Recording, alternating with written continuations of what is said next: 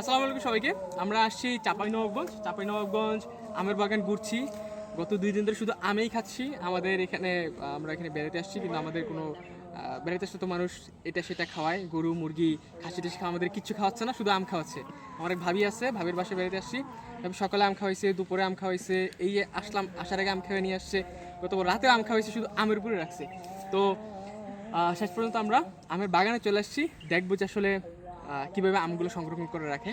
মূলত যখন আমগুলো একটু সাইজ হয়, একটু বড় হয়, তখনই এরকম প্যাকেট দিয়ে রাখে, যাতে পোকামাকড়ের আক্রমণ না হয়, অথবা এই সাদা সাদা এক ধরনের একটা রোগ হয়, এইটা না হয়।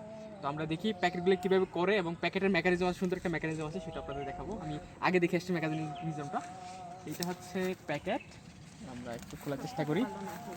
এখানে অবশ্য ছোটো আমগুলো আছে, বড় আমগুলা শেষ।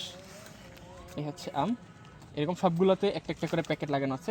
প্যাকেটে করে একটা মেকানিজম একটু দেখাই। এই যে এখানে একটা স্ট্রিপ আছে ভিতরে, গুনার মতো, আমরা যেটা গুনা বলি।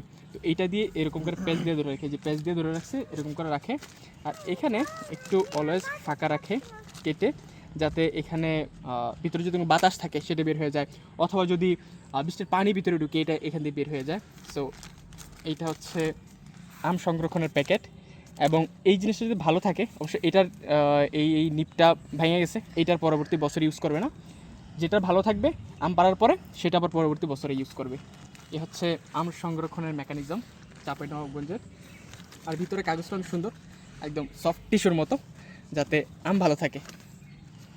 আমের মানে এখানে যতটা দেখলাম যে মানুষের চেয়ে আমের যত্ন বেশি। এই যে আমার ভাবি আছে পাশে, ভাবি কিন্তু সেরকম একটা মেকআপ টেকআপ ভাবিকে কিনে দেয় না ভাইরা, কিন্তু আমের জন্য ঠিকই এসব জিনিস কিনে নিয়ে আসে।